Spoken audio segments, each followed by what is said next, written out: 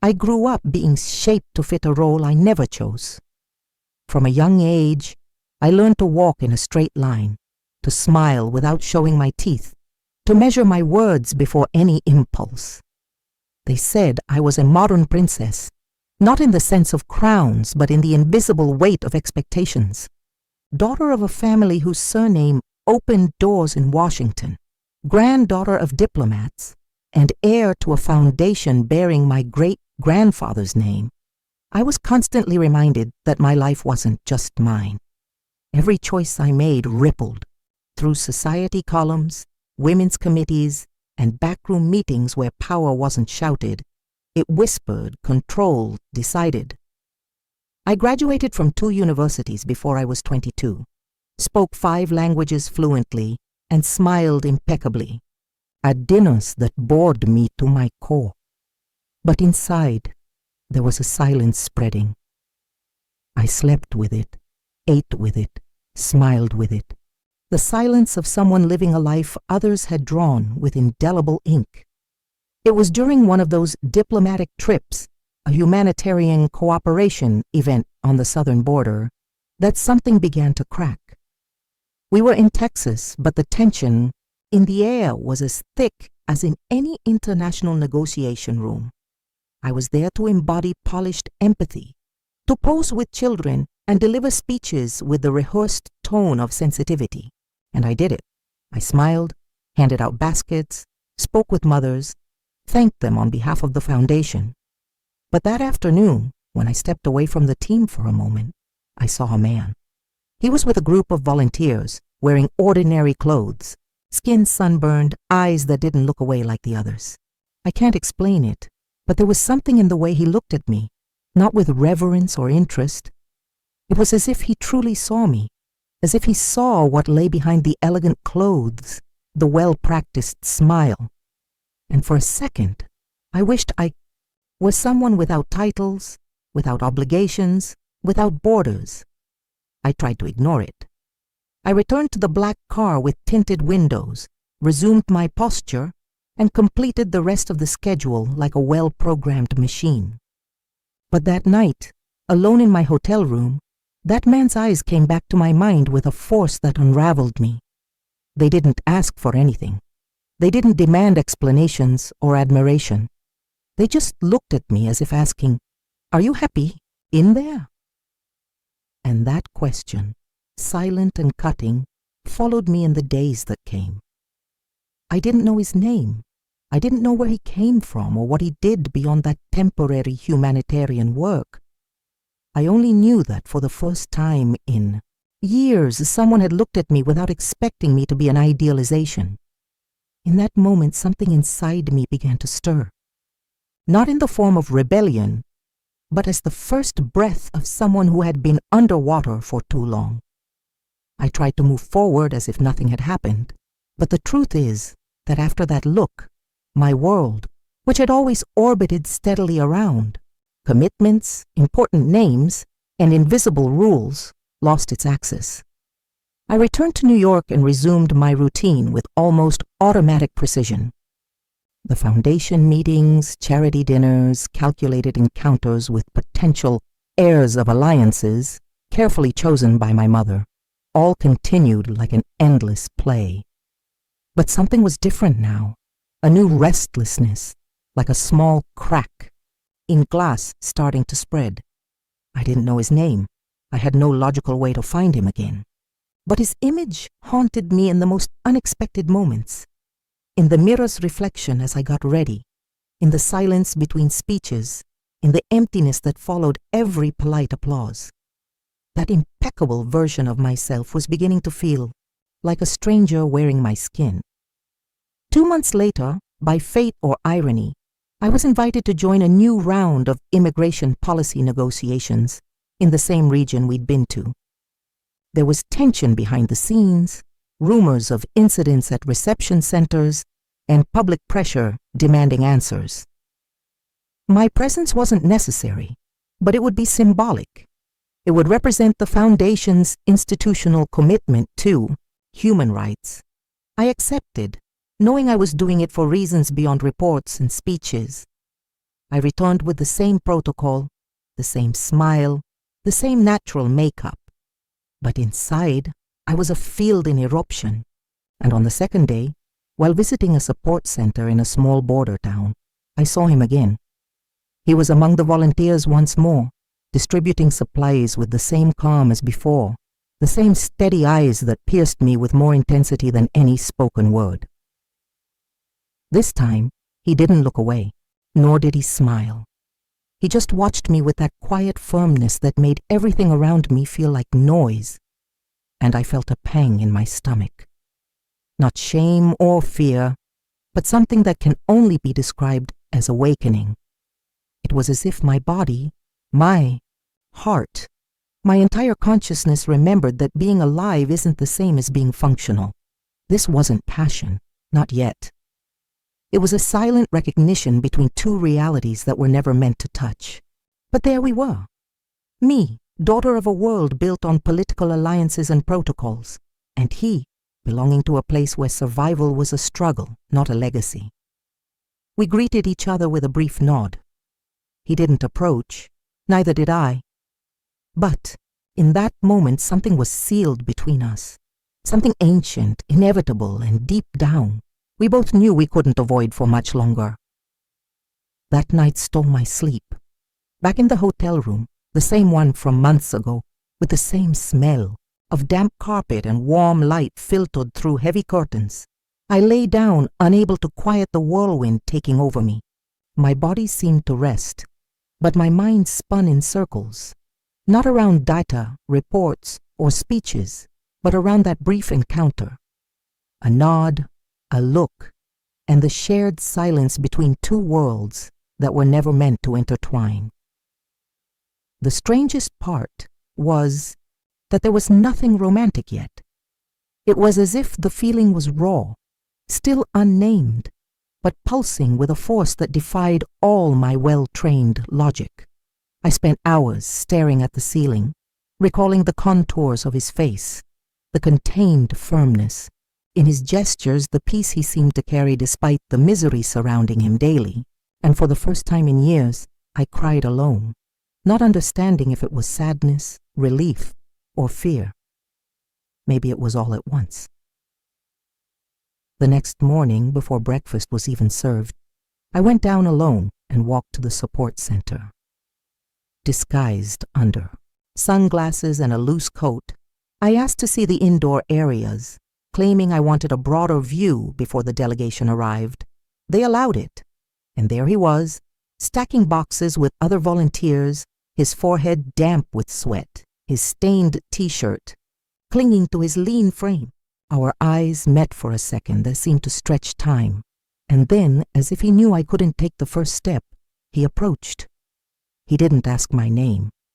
He just said he recognized me, that he remembered my eyes, and that he didn't understand why someone like me would return to that place. I was speechless. What could I say? That there was something about him that made me question my entire existence. That his presence revealed how much my life was a polished display with empty shelves. I said nothing. I just stood there, feeling the ground beneath my feet less steady than ever. We saw each other again in the following days, always discreet, like those who know they're crossing a line not meant to be crossed. We talked about the work, about the faces that pass through there every day. He told me harsh stories with a serenity that unsettled me, and I listened, absorbing every word as if they were sacred confessions. Our meetings became an addiction, a silent break from the unreal life I led, but the real world would soon pull me back. At the end of that week, I was called back to New York. There was a gala dinner, an important event, a commitment I couldn't refuse. Before leaving, I went to him. There was no kiss, no touch, just a long, steady look that said everything. This wasn't the end. It was just the beginning of something born with the pain of knowing that love sometimes means crossing a border with no guarantee of return. Returning home after that week was like putting on skin that no longer fit. Everything was exactly as before, The car waited at the airport gate. The assistant updated the month's commitments in a neutral tone. My mother called at a precise time to insist I wear blue to the gala because it conveyed trust. But inside me, something had broken silently and definitively. The words, smiles, and gestures I had mastered so perfectly now felt hollow, as if performed by another woman, a version of me that would never exist again. For the first few days, I tried to resume normalcy. I attended events. I spoke on behalf of the foundation. I smiled for cameras, sat among senators and CEOs, ate small portions on decorative plates, but nothing filled me.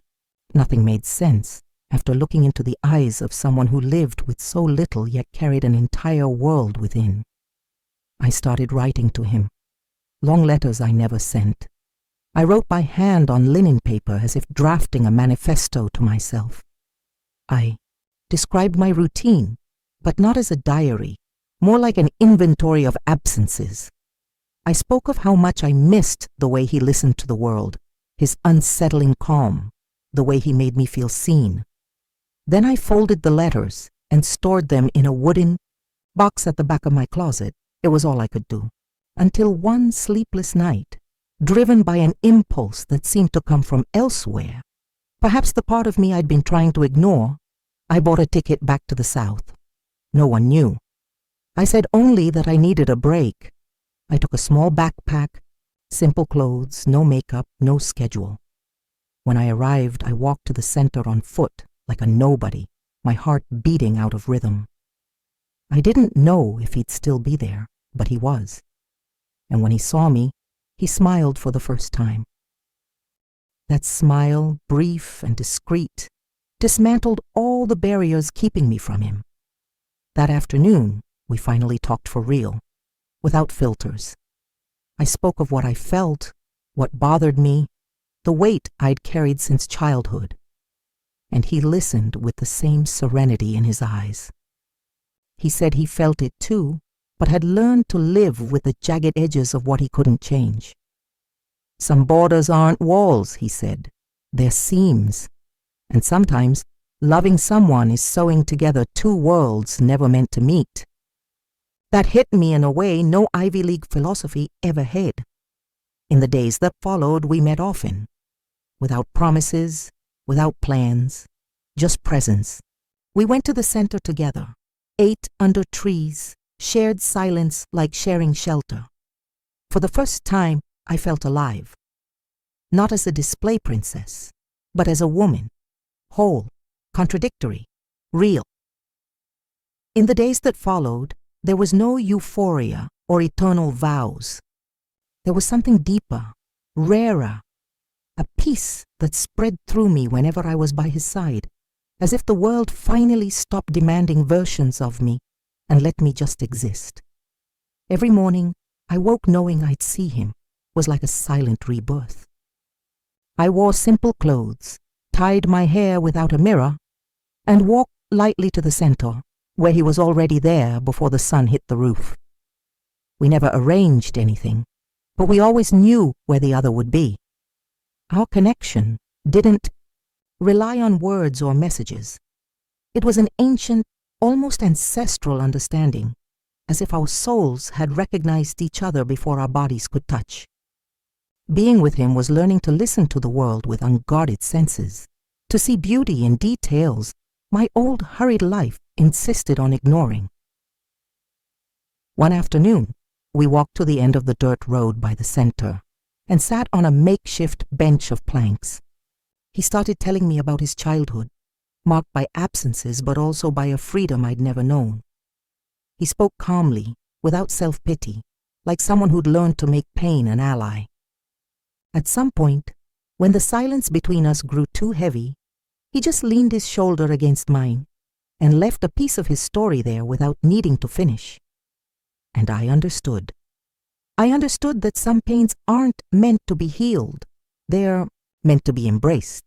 I started sharing parts of myself I'd never spoken aloud. I talked about the times I was used as a symbol, The nights I cried for not knowing who I was outside of speeches. The absurd fear of disappointing a legacy that never asked if I wanted it. He listened in silence. He didn't interrupt. He didn't try to fix anything. And that's when I realized this was the most honest love I'd ever known. In the days that followed, the world I'd tried to leave behind started knocking. Unanswered calls, cryptic messages of concern, and finally a direct email from my mother. Short, to the point. It said there were rumors that the family name was being linked to impulsive actions, that it would be prudent to return. I took a deep breath as I read it. I knew this bubble of real time wouldn't last forever, but knowing didn't make it easier to face the end.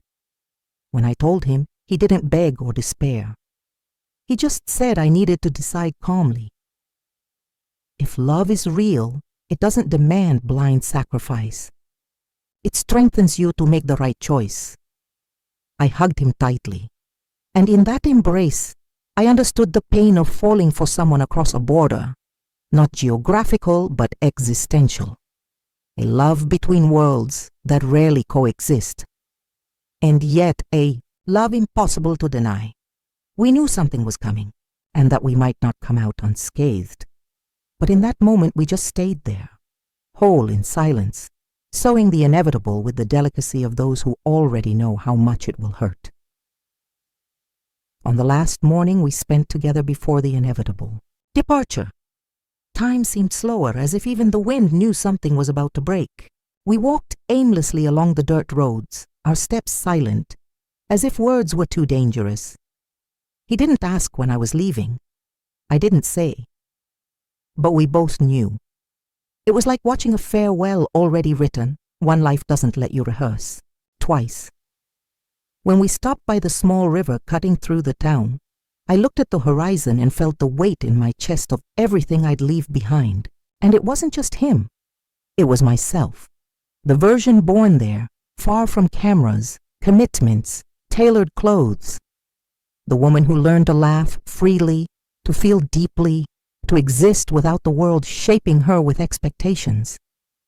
Saying goodbye to him would, in part, mean renouncing all that. But staying, I knew, would mean imploding a universe of obligations that was also mine, even if it no longer represented me. That night, I packed my backpack slowly, folding each piece of clothing, carefully, as if storing fabric was my last way to delay reality. The box where I kept my letters sat on the table. I thought about giving them to him. I thought about burning them, but in the end, I left them there, like a silent reliquary of what could never be fully said. I met him one last time before leaving, not at the center or on our usual path. I found him where it all began, near the trees at the back of the field, where children played ball on warmer afternoons. He was sitting, his eyes lost in some memory I'd never access. I sat beside him without asking permission. We stayed there, not touching, and then he said, "You'll go back to a world where everything has a name and purpose, but I hope you don't forget what you found here, where everything exists only because it's felt." I took a deep breath. The air was heavy. So was my chest. The urge to cry was strong but contained, because it hurt more to accept the beauty of something true that must end than any comfortable lie that persists. We parted like those who know nothing more needs to be said. No promises. No forever. Just one last lingering look and the silent certainty that between us, something existed stronger than time and circumstances. I returned to New York in silence. No one questioned me directly, but the questions were in their looks, their careful words, the meetings that filled my days again. I sat once more at the table where decisions were made in my name, wore dresses that said everything I couldn't, delivered speeches with firm intonation and light expressions. But inside, there was something else, a mark, a name I didn't say, a border crossed that would never fade. And yet, there I was, playing my role with more calm than before. because even far from him, I knew something in me would never return to its starting point, and that, somehow, was the bravest way to endure. Time has a curious way of healing and eroding at once. The months passed like ill-defined seasons, and, though the city demanded my return to formality, I no longer felt moldable. I went back to the same apartment, the same routine, the same invitations on letterhead and family demands masked as affection. But there was a subtle, non-negotiable difference. I no longer pretended as well. I fulfilled my duties, yes, but without giving myself fully. I was there in body, but my heart seemed to have settled in another time, another geography, a place without fences or speeches. That woman who returned from the border no longer carried the same blind obedience. She now carried memory, and that, I learned, was more powerful than any inherited ambition. Some days, I'd see myself in the mirror and recognize something new in my gaze, not longing or sadness, a kind of quiet awareness, like someone who knows something grand passed through their soul and shaped it forever. I started writing again, not to him, at least not directly. But I wrote about what we lived, the shared silences, the love that bloomed without ever asking permission. My texts had no recipient, but had direction. With every sentence written at night by the window, I reconnected with the woman who existed far from gilded halls. I published some texts under a pseudonym, and to my surprise, they began to circulate. I received messages from strangers saying they felt seen, touched, understood. And that's when I realized what we lived wasn't just ours. It was a mirror for so many other loves across borders, so many other lives caught between the expected and the felt. My silence was becoming words, and my story, which once seemed like a mistake, was now touching other souls as a form of freedom. It was during a conference in Atlanta a year later that my name was announced among the speakers, not as the Foundation's daughter, but as an author. They spoke of my work, the unexpected reach of my texts, the sensitivity with which I tackled subjects too difficult for traditional audiences. I smiled. I thanked them. I took the stage, in a simple dress with my whole soul. And when I looked at the audience, among so many anonymous faces, I saw a pair of eyes time couldn't erase. He was there. I don't know how. I don't know why. But he was. His hair shorter, skin still sunburned, the same quiet firmness in his gaze. He didn't smile. He just looked at me. And in that moment I knew some stories don't end. They just sleep until the paths, improbable, cross again, even amidst the impossible. I took a deep breath. I resumed my speech, and between each word a certainty pulsed. I hadn't crossed that border in vain. When I stepped off the stage, my heart was beating so hard I could barely hear the applause. My mind, once trained to maintain composure, was now a field of echoes where only his presence resonated. The corridor to the backstage felt too narrow, as if the world were closing in around me to remind me that what came next wasn't just a reunion. It was the settling of something that could never be finished. I waited. I pretended to be busy, signing programs, talking to readers. But inside, it was as if time's hands were spinning faster, each second a reminder that he could vanish as suddenly as he appeared. And then he approached. Without fanfare, without taking up space, just close enough for me to feel that old, familiar vertigo of standing on the edge of a choice that could change everything.